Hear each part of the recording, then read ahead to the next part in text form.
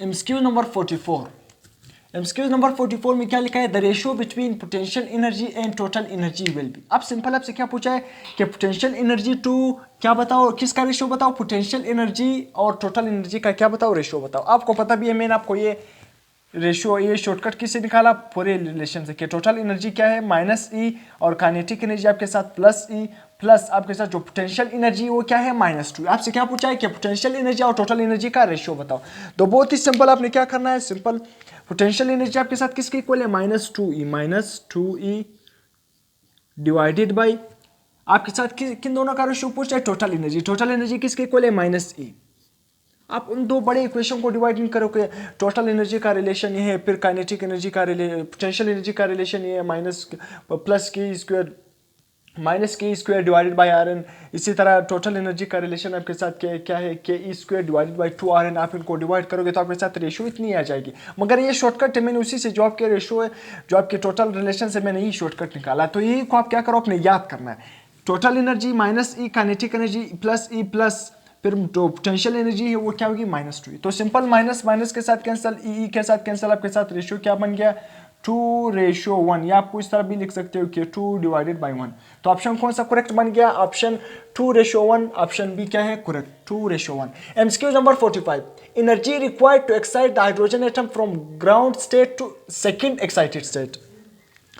आपसे क्या पता है कि कितनी एनर्जी हमें रिक्वायर्ड होगी। बात आ गया रिक्वायर्ड की, जब बात रिक्वायर्ड कहा जाता है, तो रिक्वायर्ड का आ जाए ना, तो तब आपने याद रखना है, जनरेशन करना है, तो एनर्जी प्लस में होगी। रिक्वायर्ड एनर्जी आपको कितनी होगी कि इलेक्ट्रॉन को एक्साइट करने से ग्राउंड स्टेट से आपने किस में ले जाना है, सेकेंड एक्साइटेड स्टेट।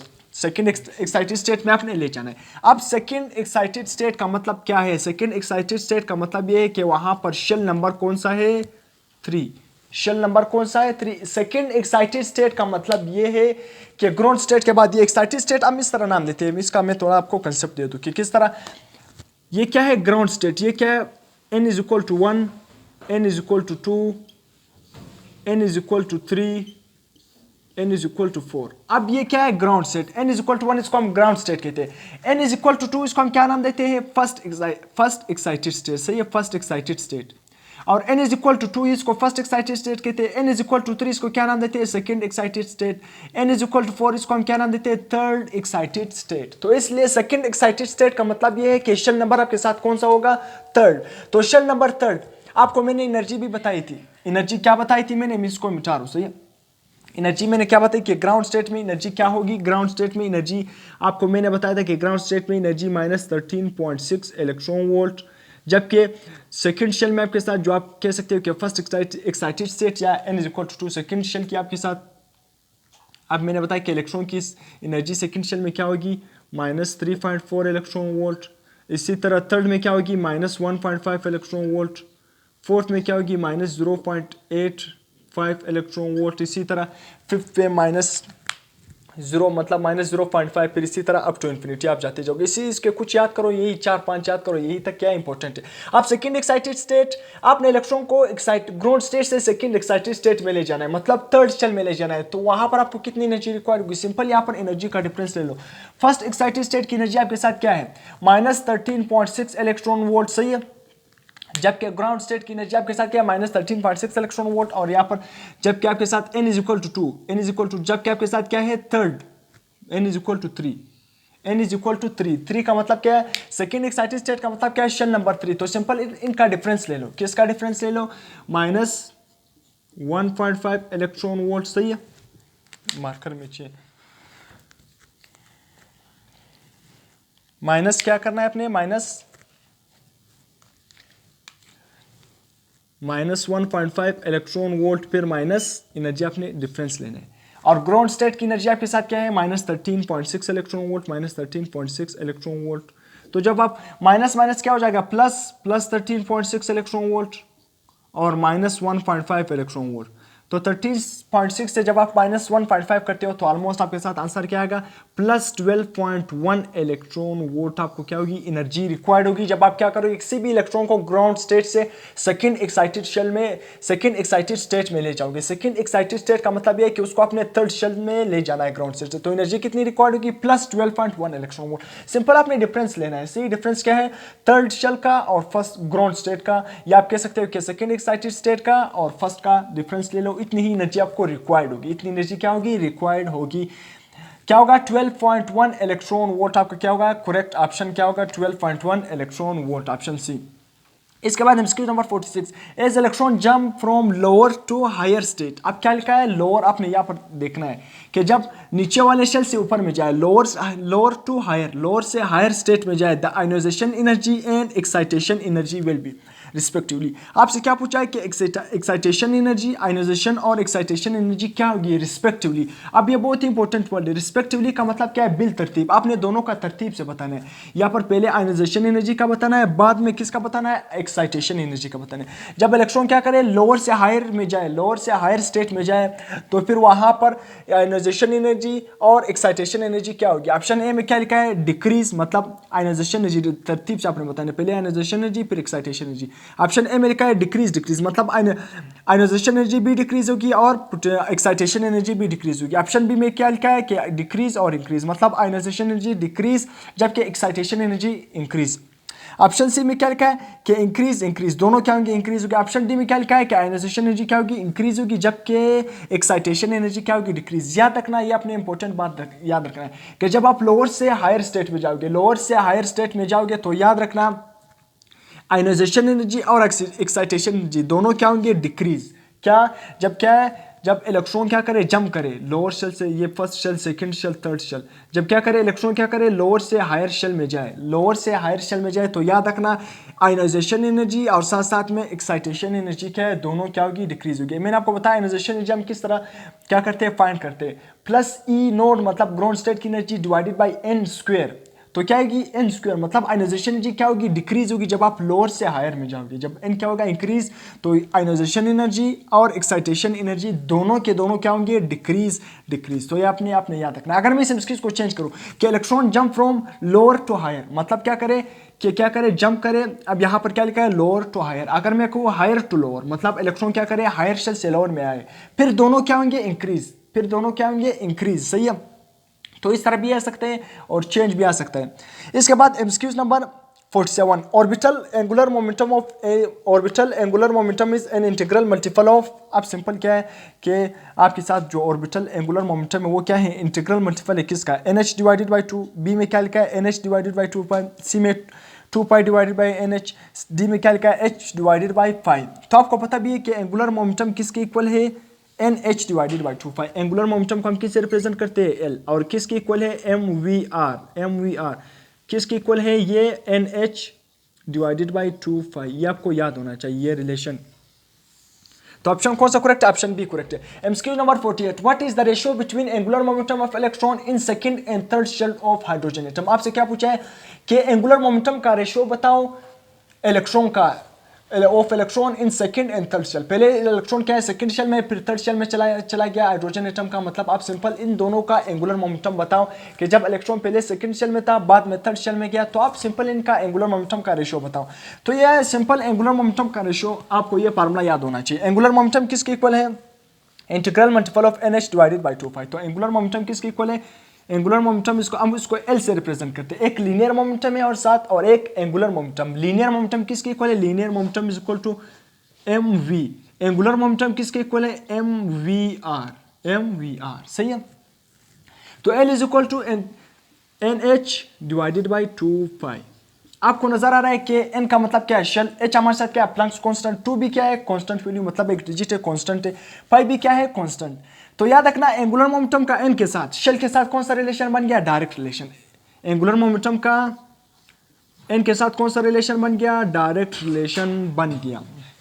तो सिंपल आप यहां पर रेशियो बनाओ, angular momentum 1 divided by angular momentum 2, मतलब क्या है, सेकंड टू थर्ड का मतलब ये है कि ये angular momentum of second shell divided by angular momentum of third shell is equal to n के साथ डायरेक्ट रिलेशन है, तो shell number second divided by shell number third तो सिंपल रेशियो क्या बन जाएगी, 2 डिवाइडेड बाई 3, सही है, 2 divided by 3, second shell divided by 3 second, और n की जगह में क्या, n2 की जगह में क्या लिख सकता हूँ, शेल नंबर 2, तो n3 की जगह में क्या लिख सकता हूँ, 3, n3 का मतलब क्या है, थर्ड शेल। तो सिंपल रेशियो क्या बन गया, 2 डिवाइडेड बाई 3, या क्या बन जाएगा, 2:3 is the correct option. Simple क्या होगा, 2:3 ऑप्शन भी क्या है, करेक्ट। इस तरह कोई भी आपसे ऑप्शन पूछा जा सकता है कि रेशियो बताओ एंगुलर मोमेंटम का, एंगुलर मोमेंटम ऑफ इलेक्ट्रॉन, जब वो पहले क्या होगा, लेट्स सपोज अगर इस एमसीक्यूज को चेंज करूं मैं, तो आपको रेशियो समझ आ गया, एंगुलर मोमेंटम का n के साथ डायरेक्ट रिलेशन। अगर आपसे पूछे कि 5th और 6th का बताओ कि इलेक्ट्रॉन क्या रेशियो बताओ इन 5th to 6th, क्या है, पहले 5th और 5th, अगर से सेकंड और थर्ड की जगह क्या आता है, 5th and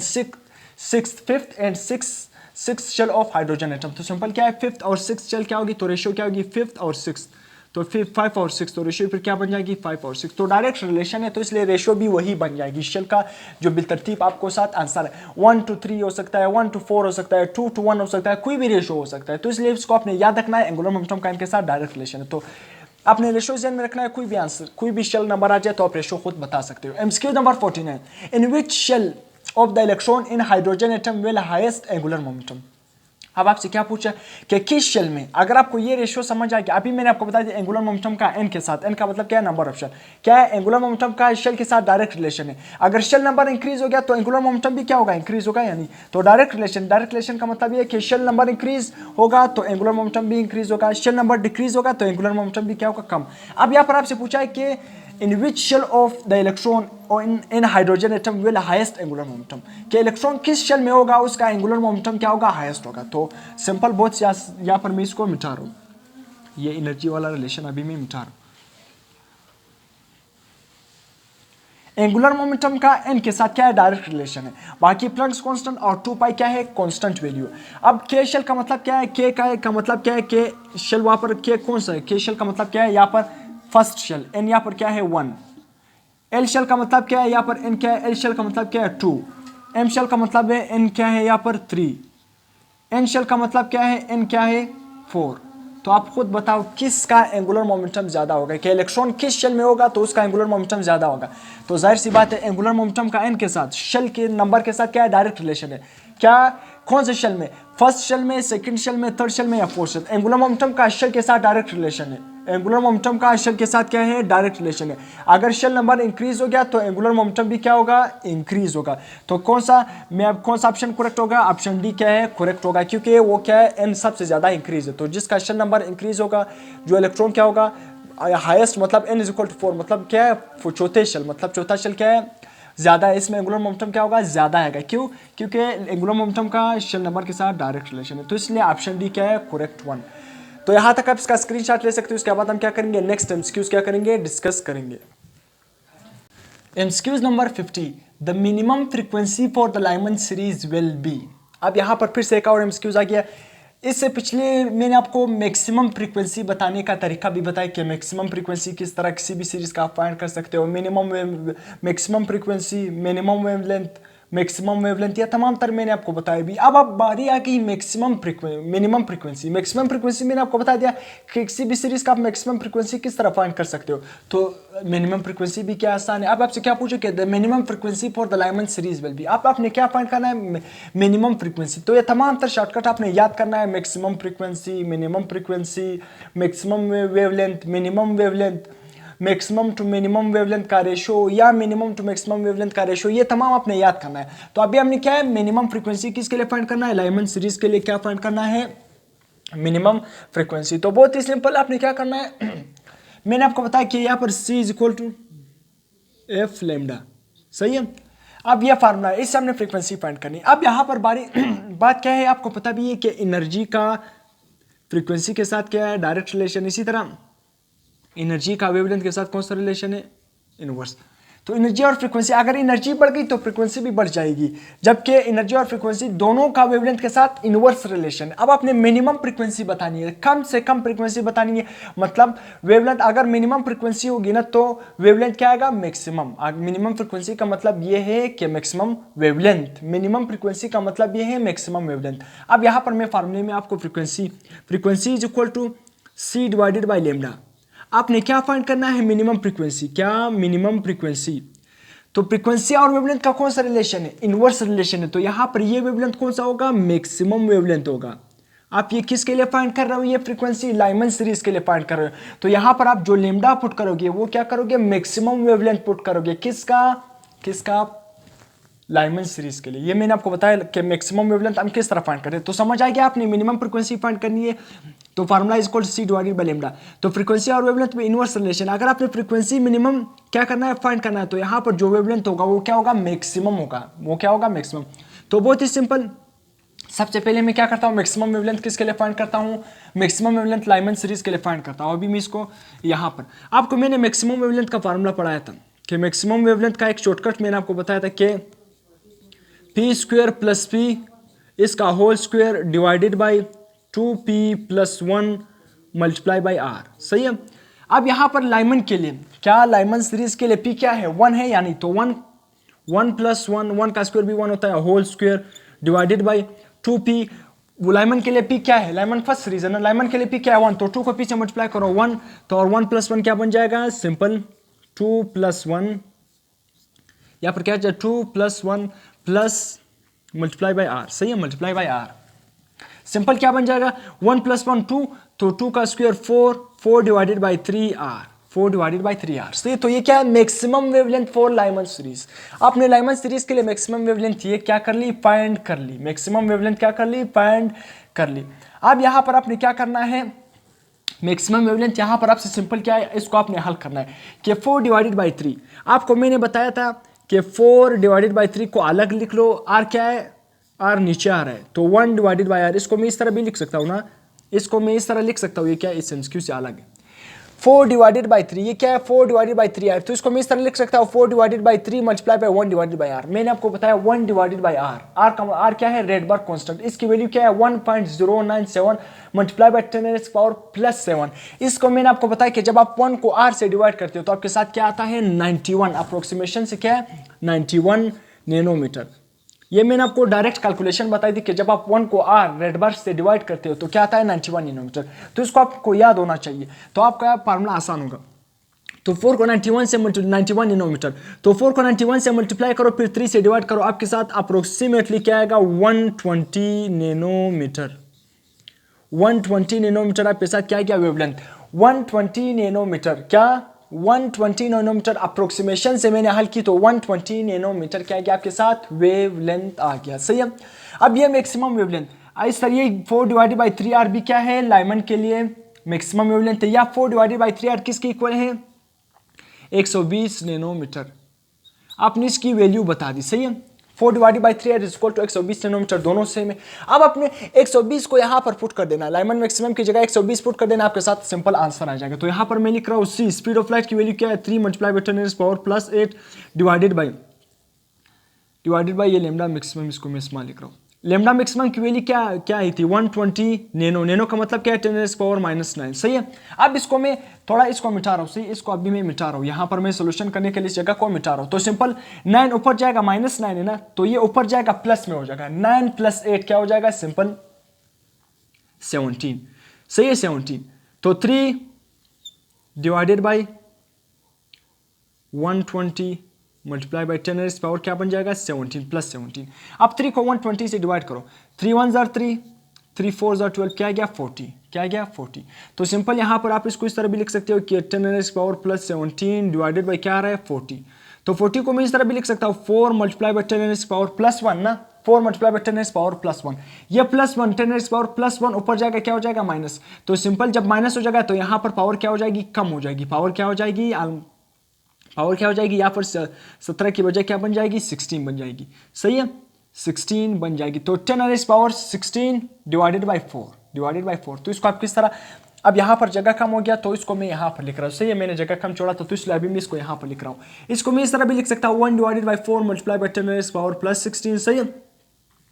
जब आप क्या करोगे, इसको 1 डिवाइडेड बाई 4 को डिवाइड करोगे तो आपके साथ अप्रोक्सीमेशन से क्या आएगा? वैल्यू क्या आएगी? 0.2 ऑलमोस्ट 225 ऑलमोस्ट वैल्यू आएगी। Multiply by 10 power plus 16। सही है। तो पॉइंट यहाँ पर मौजूद है, पॉइंट यहाँ पर ले आना, तो 2.5 मल्टीप्लाई बाई 10 पावर एक क्या हो जाएगी? कम 15 हेजर्ट। आपके साथ ये क्या बन गया? आंसर बन गया। आंसर कौन सा है 2.5 मल्टीप्लाई बाय 10 पावर प्लस 15 है। ऑप्शन ए में ही क्या है करेक्ट ऑप्शन। तो इस तरह आपने अप्रोच करना है कि मिनिमम फ्रीक्वेंसी किस तरह फाइंड करनी है, मैक्सिमम फ्रीक्वेंसी किस तरह फाइंड करनी है। ये तो मैं ये क्या है बहुत ही आसान। आपने simple maximum wavelength minimum wavelength दोनों का शॉर्ट ट्रिक किया। शॉर्ट ट्रिक आपने क्या करना है याद करना है, फिर मिनिमम फ्रीक्वेंसी आप फाइंड कर सकते हो, मैक्सिमम फ्रीक्वेंसी भी फाइंड कर सकते हो किसी भी सीरीज का।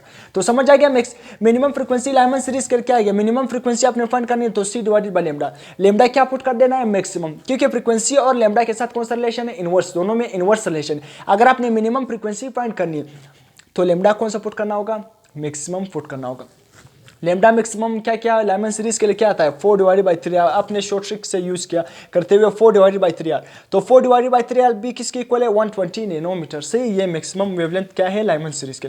तो सिंपल आपने मैक्सिमम वेवलेंथ की वैल्यू पुट कर दी, आपने इन दोनों को डिवाइड कर लिया, आपके साथ आंसर क्या गया 2.5 मल्टीप्लाई बाय 10 पावर प्लस 15 है Z। ऑप्शन ए क्या है करेक्ट। इसी तरह मैक्सिमम फ्रीक्वेंसी भी आपसे पूछा जा सकता है, मैक्सिमम फ्रीक्वेंसी का क्वेश्चन भी मैंने करवाया। तो इस तरह मैक्सिमम फ्रीक्वेंसी मिनिमम फ्रीक्वेंसी आपने हर सीरीज के लिए क्या करना है, हर सीरीज से आ सकता है, तो आपने इस तरह अप्रोच करना है, मैंने आपको बता दिया। इसके बाद MCQ number 52 the minimum wavelength for the fund series will be. अब आपने सिंपल मिनिमम वेवलेंथ क्या करना है फंड सीरीज के लिए मिनिमम वेवलेंथ फाइंड करना है। बहुत ही आसान क्वेश्चन है। आपने मिनिमम वेवलेंथ क्या करना है, मैंने मिनिमम वेवलेंथ का शॉर्ट ट्रिक आपको क्या बताया था, lambda minimum is equal to P square divided by R, P square divided by R. अब फंड सीरीज के लिए पी क्या है आपको याद होना चाहिए, फंड सीरीज के लिए पी क्या है 5। फंड सीरीज लास्ट वाली सीरीज है, क्या है फंड सीरीज। तो फंड सीरीज के लिए पी क्या है 5। तो सिंपल यहाँ पर 5 का स्क्वायर क्या हो जाएगा 25। में डायरेक्ट लिख रहा हूँ 25 divided by R, 25 divided by R. Option A में क्या लिखा है 2278 नैनोमीटर, मतलब क्या लिखा है 2278 नैनोमीटर। और ऑप्शन बी में क्या लिखा है 25 divided by R H. Option C में both A and B. Option D में 9 divided by R H, 9 divided by R H ये तो नहीं है। ऑप्शन बी क्या है करेक्ट है 25 डिवाइडेड बाय आर एच। अगर आप इसको 25 को आर से डिवाइड करोगे तो आपके साथ आंसर क्या आएगा 2278 नैनोमीटर। क्या 2278 नैनोमीटर, 2278 नैनोमीटर। ये भी ऑप्शन ए भी क्या है करेक्ट, ऑप्शन बी भी क्या है correct, option C both A and B.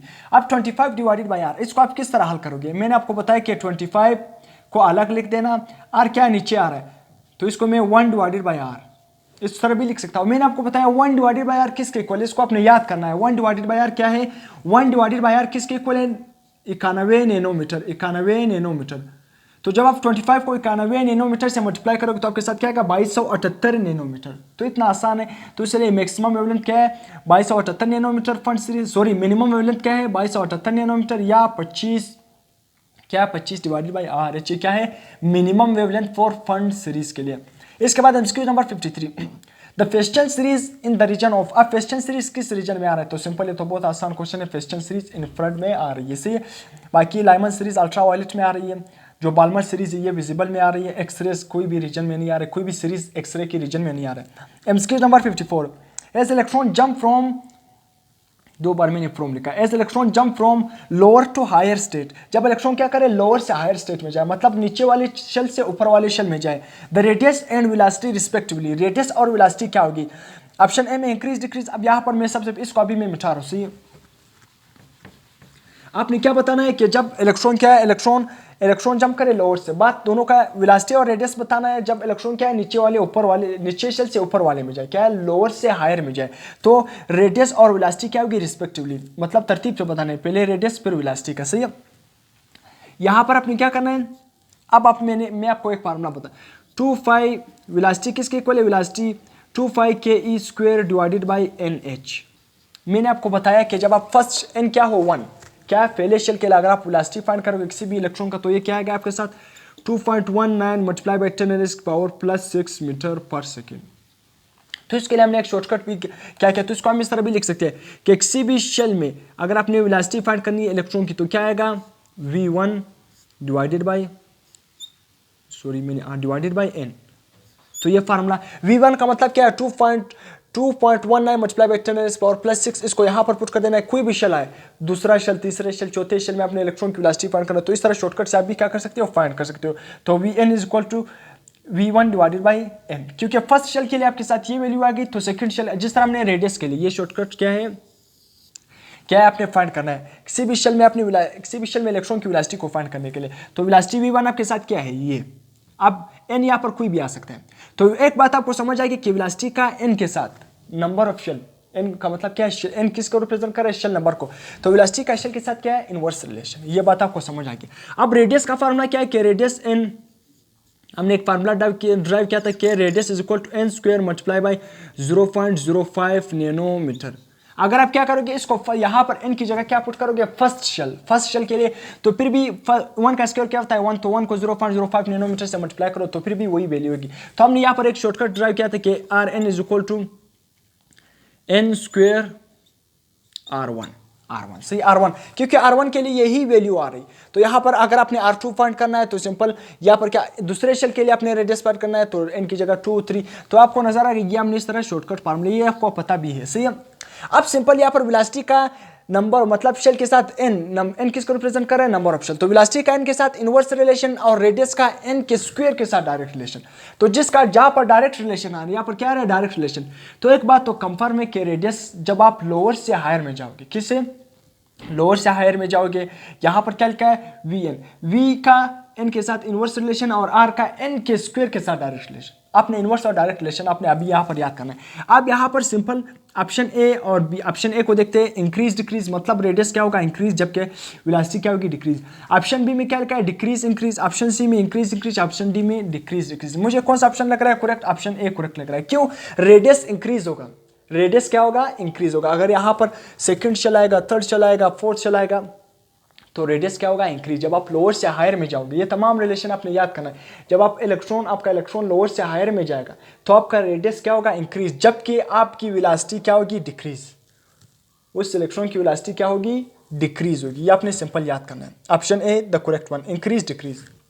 मैंने रिलेशन भी आपको बता दिया। MCQ number 55, as electron jump from lower to higher state the time period will be. अब टाइम पीरियड आप तो सही है, लाइट चला गया तो अपने एडजस्ट करना है। एमसीक्यू नंबर 55 में समझा रहा था कि जब electron jump from lower to higher state, जब इलेक्ट्रॉन क्या करे लोअर से हायर स्टेट में जाए। फिर से किसकी चीज की बात कर रहे हैं, lower to higher state, the time period will be. Time period क्या होगा, simple decrease increase infinite diminished. आपको पता भी है कि time period is directly proportional to n का क्यूब।